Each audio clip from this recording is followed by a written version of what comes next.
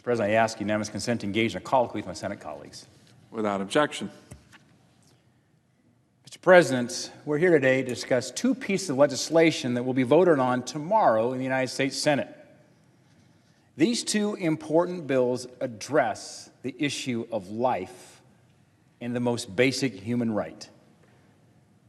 The Pain-Capable Unborn Child Protection Act and the Born Alive Abortion Survivors Protection Act.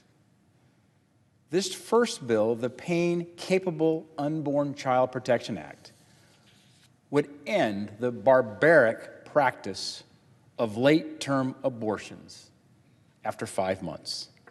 It's a time, in fact, when the science tells us that babies feel pain. The second bill, the Born Alive Abortion Survivors Protection Act, will protect babies who are born alive after surviving botched abortions.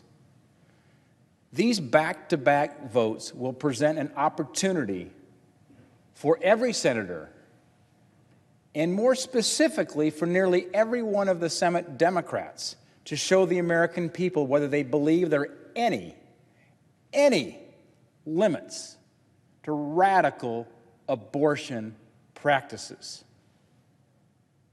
I'm joined this evening by several of my esteemed Senate colleagues and good friends, Senator Ernst of Iowa, Senator Sass of Nebraska, Senator Braun of Indiana.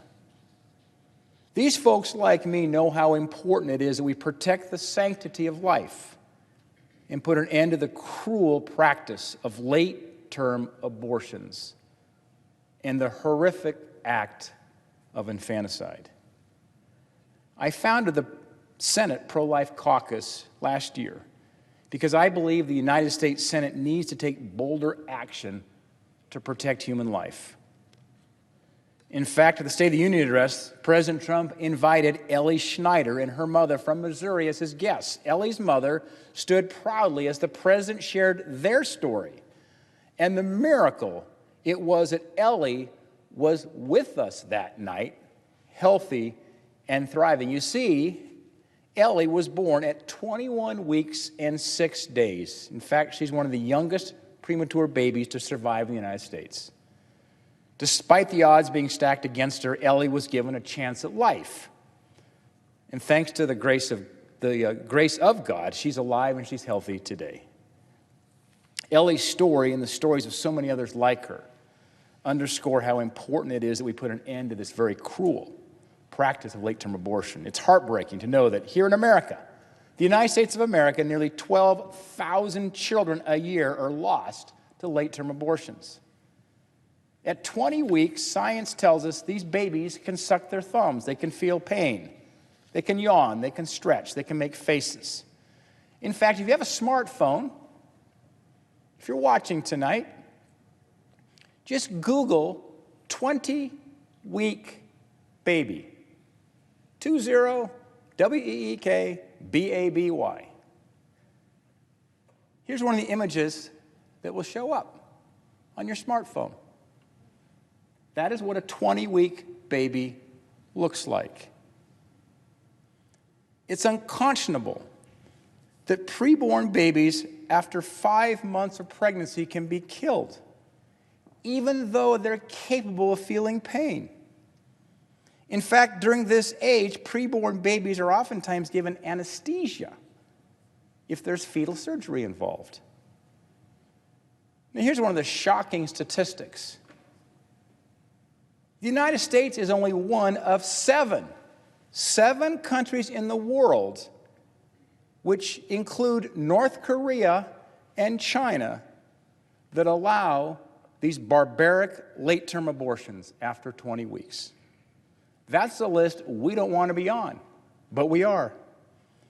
As Americans, we must strive for better.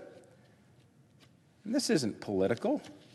This is about working to ensure that every single child has a chance at life.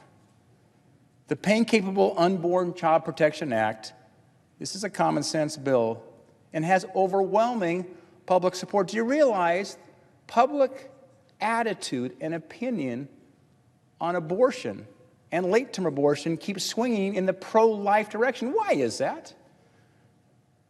Well, perhaps one reason is because technology has gotten so much better. 3D ultrasounds give us such a clear picture of what's happening there in the womb. Look at this picture right here.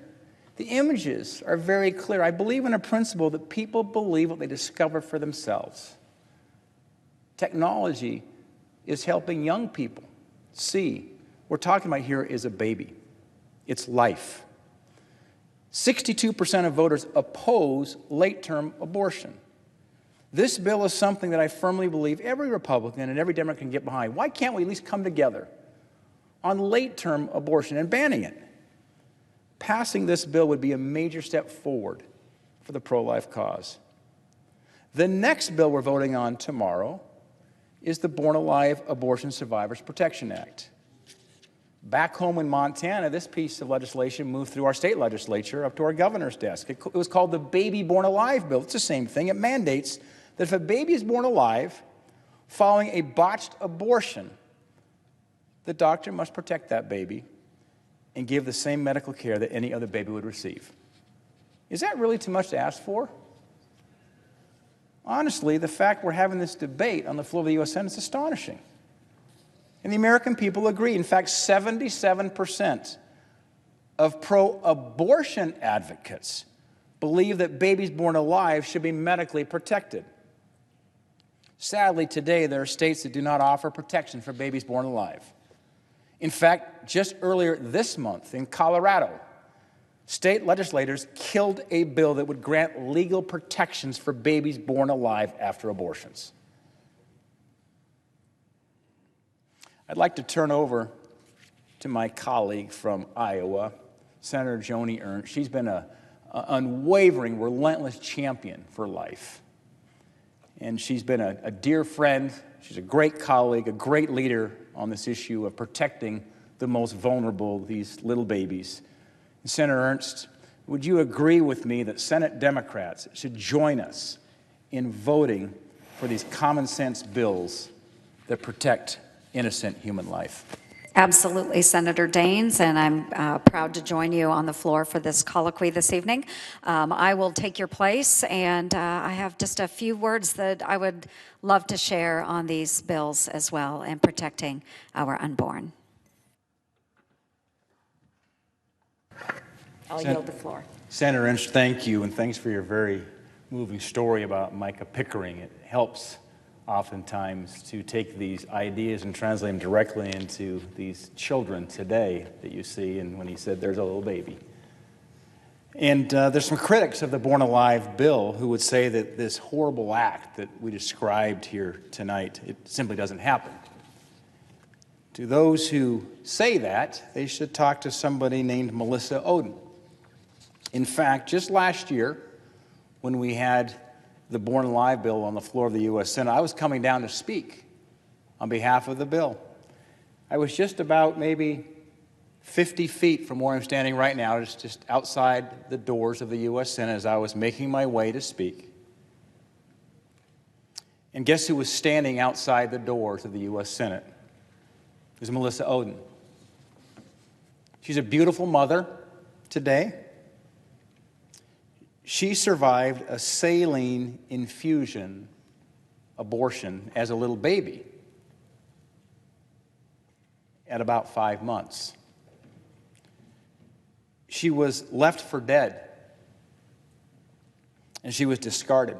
This was in Kansas City, Missouri, until a hospital nurse heard her little cries. And this nurse saved Melissa's life, of which we're very thankful. And it was quite the experience to meet her just outside these chamber doors. And now Melissa is a mom herself. Because I believe we have a duty, we have an obligation to protect life. And particularly the most innocent life, the most vulnerable life, like a little baby that could be born alive as a result of a botched abortion attempt. It's my hope that the members of this body, Republicans and Democrats, would vote to support and defend this most basic human right and recognize that late-term abortions I recognize this is a very divisive issue. Of course it is in this country. But I would think on the issue of late-term abortions, on this issue of babies born alive as a result of a botched abortion, we could at least come together where public opinion overwhelmingly supports both and say, let's stop these barbaric practices. These are extreme positions. They should be outlawed in this country.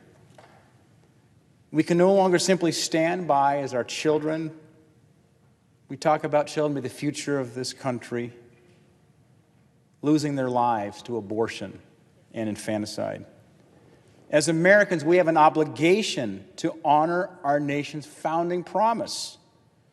In fact, enshrined in our Declaration of Independence, that all men, all women, all human life is created equal and endowed by our Creator with these certain inalienable rights: life, liberty, and the pursuit of happiness. Think about it this way. Of these important rights, you can't have liberty and the pursuit of happiness without first having the right to life. This right to life is the first and most important of these unalienable rights. So I urge my colleagues to join us in supporting these common sense bills to stop this brutal violence of late-term abortions and pain-capable babies. That's why it's called the Pain-Capable Act. Babies are capable of feeling pain at about 20 weeks. That is why when there's in utero surgery performed, they administer anesthesia because the baby's feeling pain. That's where we're drawing the line with these bills. It's stopping late-term abortion and also babies born alive, which isn't about abortion. This is about infanticide. We must protect these innocent babies, standing for life, standing for those who are most vulnerable. And I see that my colleague from Nebraska, Senator Sass, has come to the floor. Senator Sass authored the Baby Born Alive bill. And I'm grateful that Senator Sass is joining us here tonight in this colloquy. And Senator Sass, could you explain the importance of passing the bill that you have authored?